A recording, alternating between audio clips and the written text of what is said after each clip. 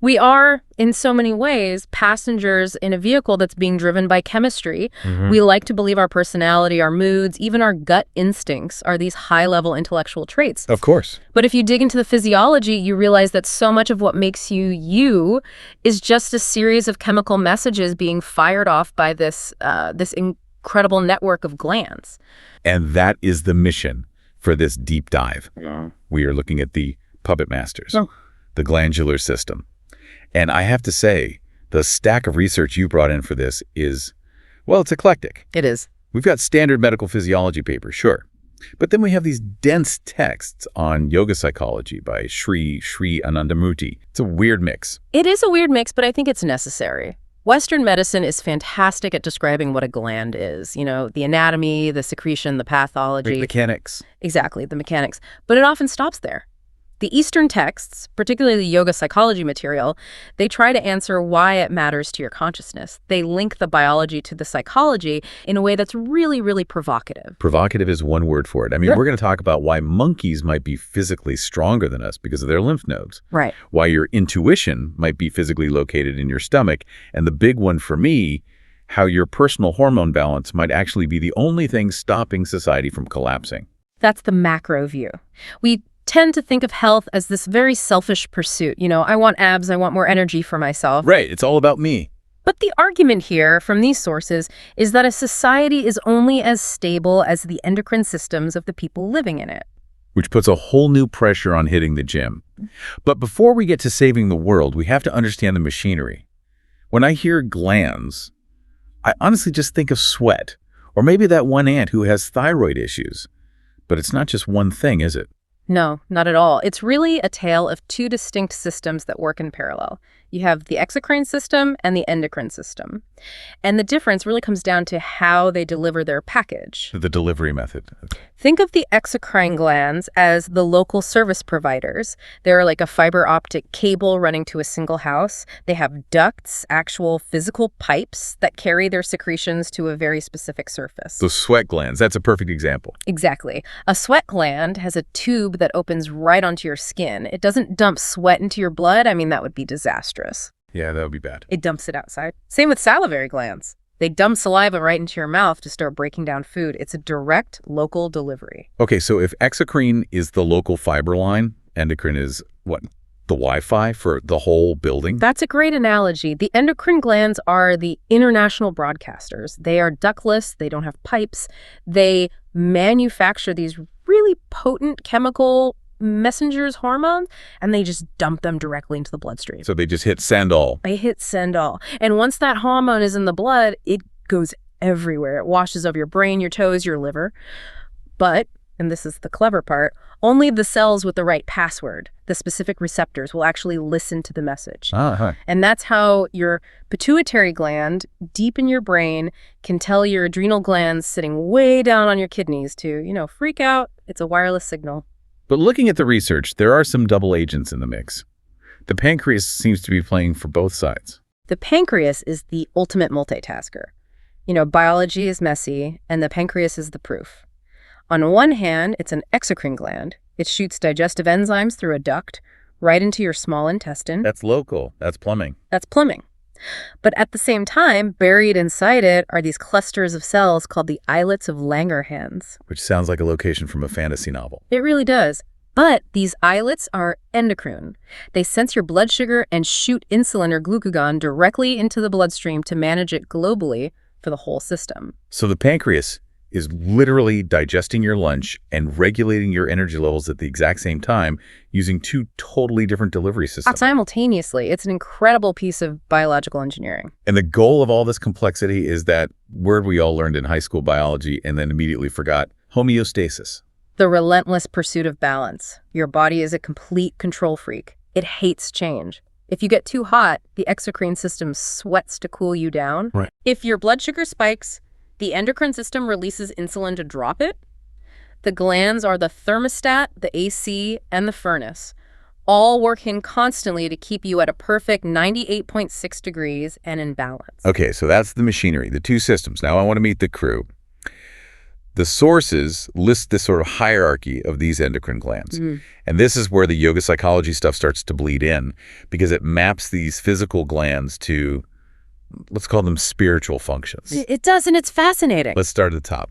The pituitary. The master gland. It sits right at the base of the brain. It's about the size of a pea. In Western medicine, it's the CEO. It tells the thyroid to speed up. It tells the ovaries to ovulate. It regulates your growth. It's the absolute command center. But the yoga texts call it something different. They call it the third eye. Right, the Ajna chakra. And this isn't just a metaphor in these texts. They argue that the pituitary is the biological interface for intuition and foresight. It's where the command comes from. That makes a kind of sense. Well, if you think about it, a CEO needs vision to run a company, right? The pituitary needs chemical vision to run the body. It sits right between the brain and the body, translating thoughts into chemistry. Okay, moving down the ladder from the brain, we hit the throat. The thyroid. The engine. This little butterfly-shaped gland determines how fast you live. It produces T3 and T4 hormones. If it pumps hard, your metabolism revs up, you burn heat, you think fast. If it slows down, everything gets, well, sludge-like. This is where I got really stuck in the reading, in a good way. There's this whole section comparing humans to monkeys, and it felt like a bit of a stretch at first, but the more I read, the more it made a weird kind of sense. Break down the lymph versus thyroid theory for me. It is a fascinating evolutionary take. Imagine you're creating a character in a role-playing game, an RPG. You have 10 stat points to spend. You can put them all into physical strength or all into intellect. You can't max out both. Okay, I'm with you. The trade-off. Exactly. The theory in the Anandamurti text is that monkeys and earlier primates are lymph-dominant. Now, lymph glands are part of the immune and transport system, but the text correlates high lymphatic activity with brute physical vigor. So pure strength. Pure strength. That's why a monkey, pound for pound, is terrifyingly stronger than a human. They can jump, swing, and rip things apart. They put all their evolutionary points into strength. But we didn't. We reallocated the points. As humans evolved, the text argues that our glandular dominance shifted from the lymphatic glands to the thyroid and parathyroid glands.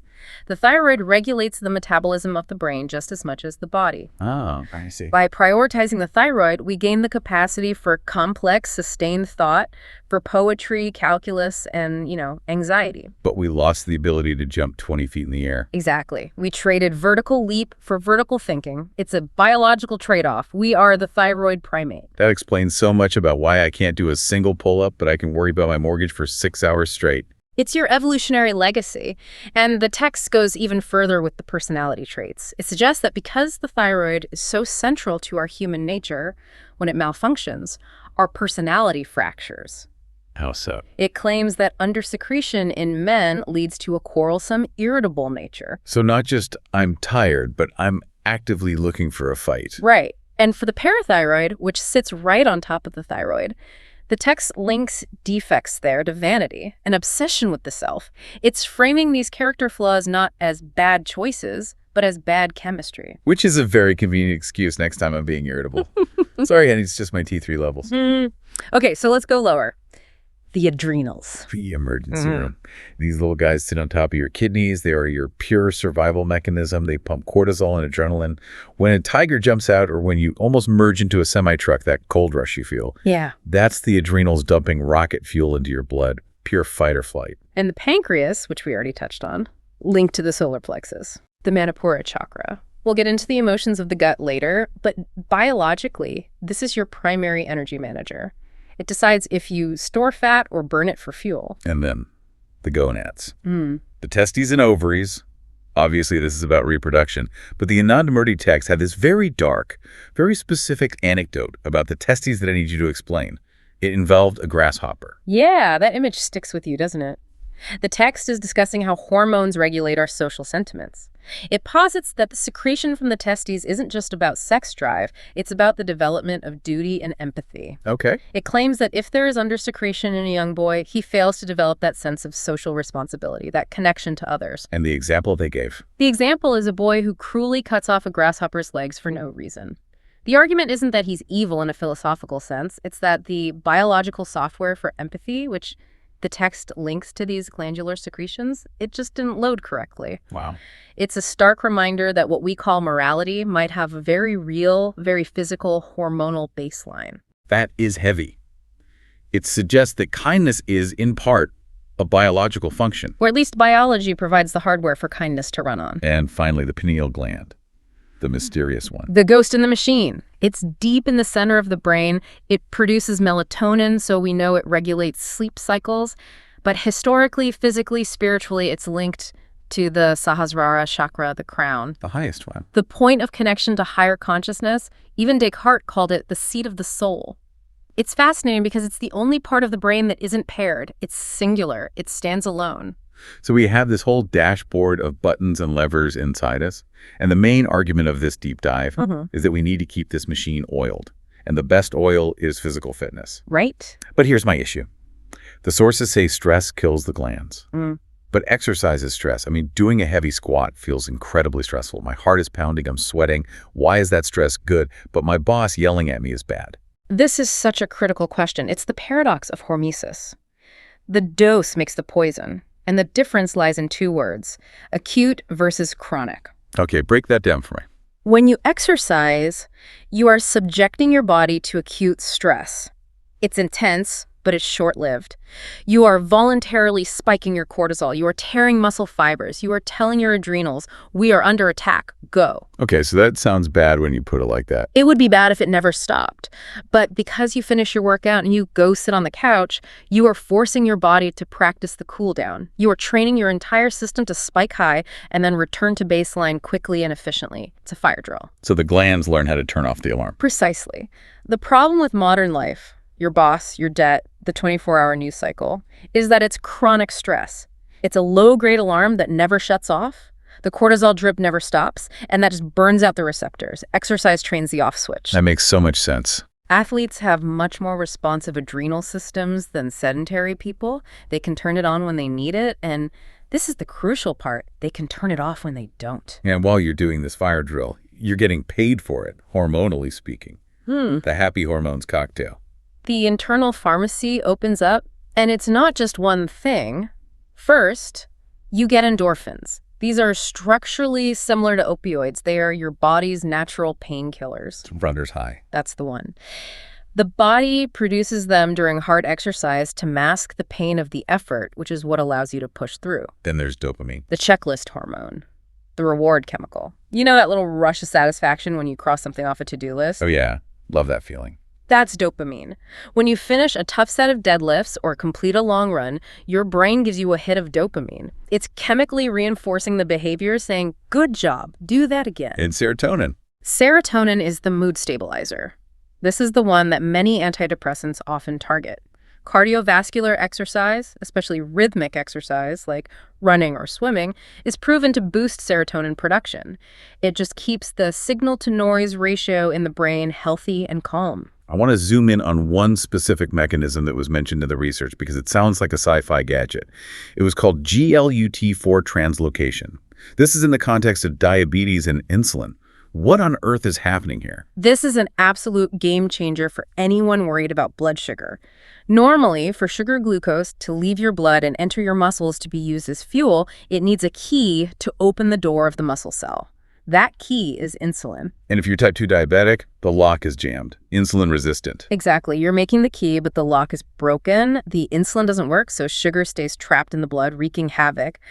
But exercise opens the back door. Back door. When muscles contract mechanically, just the physical act of moving, they trigger this protein called GLUT4 to move to the surface of the cell. And GLUT4 grabs sugar from the blood and pulls it in without needing insulin at all. It completely bypasses the broken lock. Wait, so you're telling me even if your entire insulin system is broken, just physically moving your muscles forces the sugar out of the blood? Yes. That is why a simple 10-minute walk after dinner is one of the most powerful things you can do for metabolic health. You aren't just burning a few calories, you are mechanically operating your metabolism because your chemical system is struggling. You are manually driving the car. You're manually driving the car. It's mechanics over chemistry. That is incredibly empowering. It's not just diet and hope, it's walk and force it. It really is. But what happens when the mechanics fail? We have to talk about the disorders. The research gave us a whole laundry list, but I don't want to just read WebMD definitions. It seems like they fall into two main buckets. Yeah. The engine spinning way too fast or the engine just stalling out. That's the best way to group them. It's hyper versus hypo. Take the thyroid. If you have hyperthyroidism, the pedal is stuck to the floor. Full speed ahead. You lose weight without trying, your heart races, you're anxious, you can't sleep, you're literally burning up from the inside. In Ayurveda, this is a classic pitta, or fire imbalance. On the skull. Hypothyroidism. The engine is flooded, you gain weight easily, you feel cold all the time, you're sluggish, your hair might fall out, you're depressed. Kapha imbalance, earth and water, it's all slow and heavy. And looking at the adrenals, we see the exact same split. Yes. If the adrenals are stuck in the on-end position, you get Cushing syndrome. That's chronically high cortisol. You get the characteristic moon face, weight gain specifically around the midsection. Your body thinks it's in a constant famine or war zone, so it hoards every single calorie. And if they just burn out completely, that's Addison's disease. The adrenals just quit. Chronic fatigue, muscle weakness, low blood pressure, the spark plugs are dead. And then there's the big one, PCOS, polycystic ovary syndrome. It feels like every other woman I know is dealing with this on some level right now. It is an epidemic, and the sources explicitly link this to the metabolic conversation we just had. At its core, PCOS is a story of high androgens, yes, but also profound insulin resistance. So it's not just a reproductive issue. Not at all. It's a whole body metabolic fire. The ovaries are just the victims in many ways of the systemic inflammation and sugar instability happening everywhere else. So if the system is broken, how do we fix it? The sources pivot hard here, from Western diagnoses to Eastern solutions. Yeah. Specifically yoga, but they are very, very specific that yoga is not just calisthenics. It's not just stretching. This is a crucial distinction. If you go for a run, you build cardio. If you lift weights, you tear and rebuild muscle. But yoga asanas, the postures, are designed to perform what the texts call squeezing and soaking. That sounds like a spa treatment. What is the actual physiology there? It's all about hemodynamics, the physics of blood flow. Think about a dirty sponge.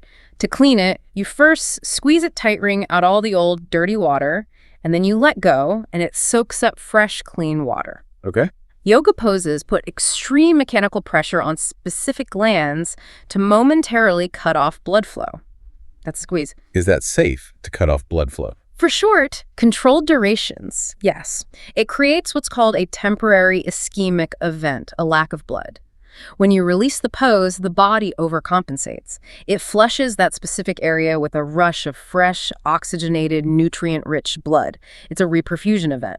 Give me a concrete example. Okay. Take the shoulder stance Sarvangasana. You are upside down with your chin locked tightly into your chest. You are physically compressing the thyroid gland. You are also activating the baroreceptors, the pressure sensors, in the throat, which triggers a massive parasympathetic or calming response. So you hold it. You hold it, squeeze, and then you release, and whoosh. The thyroid gets this fresh bath of blood, clearing out waste and bringing in new nutrients. So you're manually flushing the filter. Exactly. And what about the pancreas? You do the spinal twist Ardha Matsyendrasana.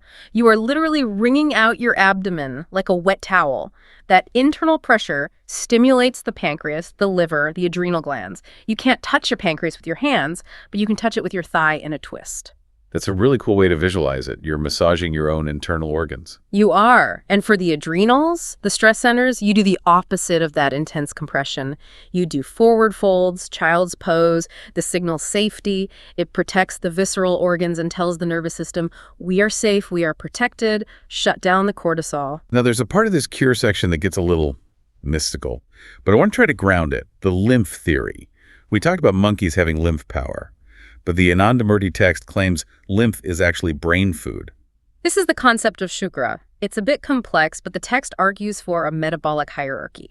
You eat food, the body processes it into blood, then flesh, then fat, then bone, then marrow, and finally the most refined, most potent product, lymph or shukra. The creme de la creme of nutrition. Right. And the body has a budget for this precious substance. The text says this vital fluid has two potential exits. One, it becomes reproductive fluid semen, or ova, and is expelled from the body to create new life. Okay, that's one path. And the other option? If it isn't used for reproduction, the body can reabsorb and convert this surplus lymph into cognitive fuel. It literally nourishes the nerve cells and powers higher intellectual and spiritual thought. So this is the biological argument for why monks or yogis in many traditions practice celibacy. It's not about moralizing, it's about resource management. The argument is, I have a limited amount of high-octane fuel. Do I put it in the reproduction tank or do I put it in the brain tank? The text suggests you can't drive both cars at 100-mile-per-hour simultaneously. Whether you buy the literal physiology or not, the core idea of energy budgeting is undeniable. If I'm completely exhausted physically, I can't think straight. Precisely. It's the same principle. Okay, stick with me, because we are crossing the border now. We are leaving the world of Western medicine and entering the territory of yoga psychology. The chakras. The source material maps these energy centers directly to the glands we just spent all this time discussing. It's a beautiful overlay. The plexis, which are actual physical bundles of nerves, align almost perfectly with the chakras and the major endocrine glands. Let's look at the solar plexus again. Manipura. We know it's the pancreas and adrenals physically, but what about emotionally? Emotionally, it is the center of attachment, or what the text calls love for children. And the source makes a fascinating claim here. It says that species without a developed solar plexus don't feel love for their offspring. Like a starfish, Yeah, a bacteria. exactly. Self-dividing creatures. But mammals who have this very developed solar plexus region have that fierce, irrational, protective instinct for their young. The text argues that this love isn't just a feeling, it's a vibration, an energy, generated by that specific glandular and nervous region. Gut instinct takes on a whole new meaning. It's literally where your attachment lives. Yeah. What about the glands lower down, the puberty glands? The Swadhisthana chakra, the Yes. sacral plexus. The text connects this region to the emotion of shame or shyness. Shame. That's an interesting one. Think about child development. A 2-year-old will run around a room naked without a care in the world. They have no concept of shame. Not at all. But around age 3 to 5, as those lower glands begin a subtle developmental shift, suddenly the child wants to hide. They become shy. They want to cover themselves up. So shame isn't just a social construct. It's a hormonal side effect. The text argues it's a biological inevitability that's triggered by glandular development. We don't just learn shame. We grow into it as our chemistry changes. Now I have to play the skeptic on this next one. The moon. The text talks about 18 different light waves from the moon affecting our glands. I mean, come on. This sounds like horoscopes. Is there any actual mechanism here, or is this just poetry? It sounds woo, I totally admit it. But let's look at it through the lens of physics for a second. The moon moves the oceans, right? Tides are a real phenomenon of gravitational and fluid dynamics. Sure, of course. Humans are roughly 70% water.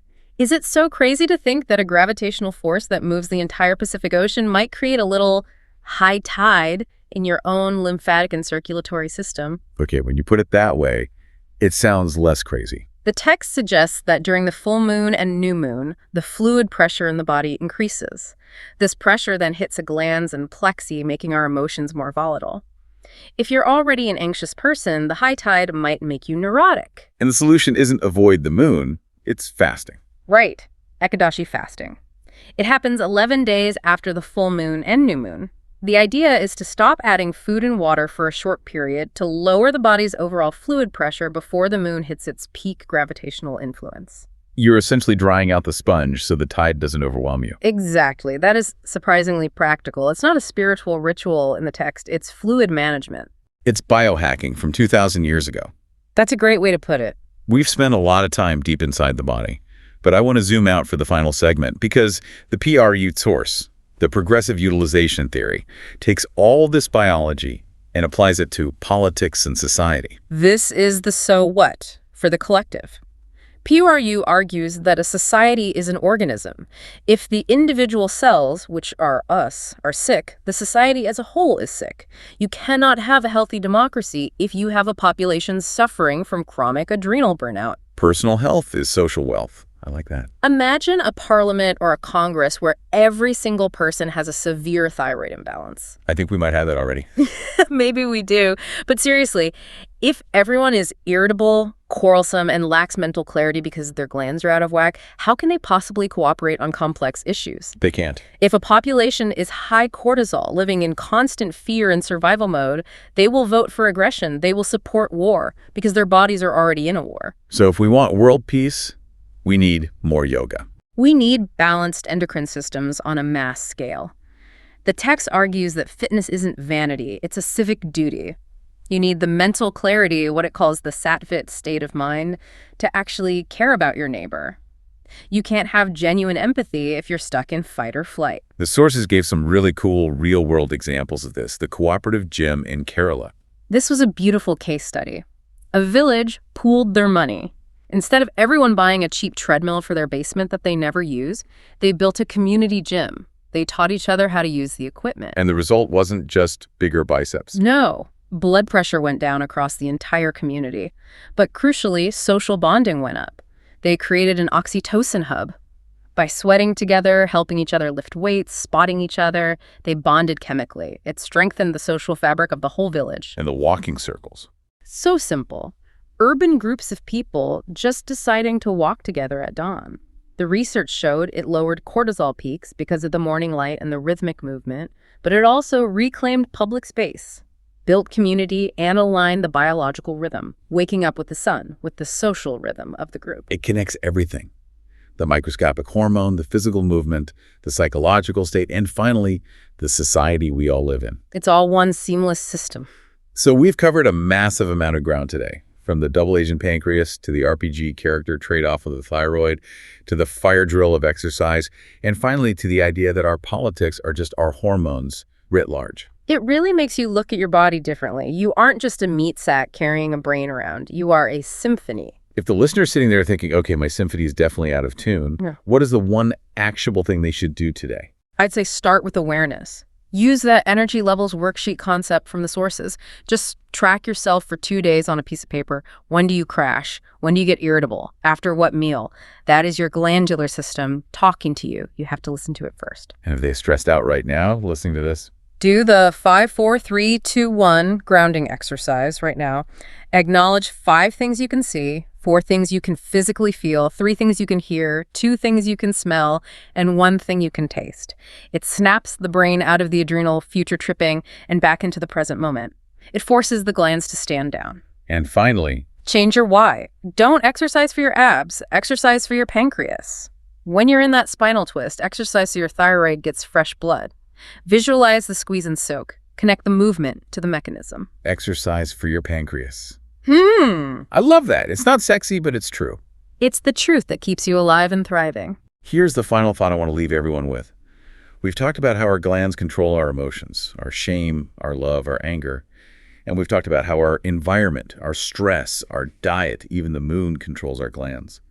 So the question is, how much of your personality, the thing you think is fixed, the thing that is you, is actually just your environment acting on your biology? And if you changed your posture, if you did a shoulder stand every single day, would you actually become a different person? That is the ultimate question. We might be much more malleable than we think. Something to think about while you're in Savasana. Thanks for diving deep with us. We'll see you next time.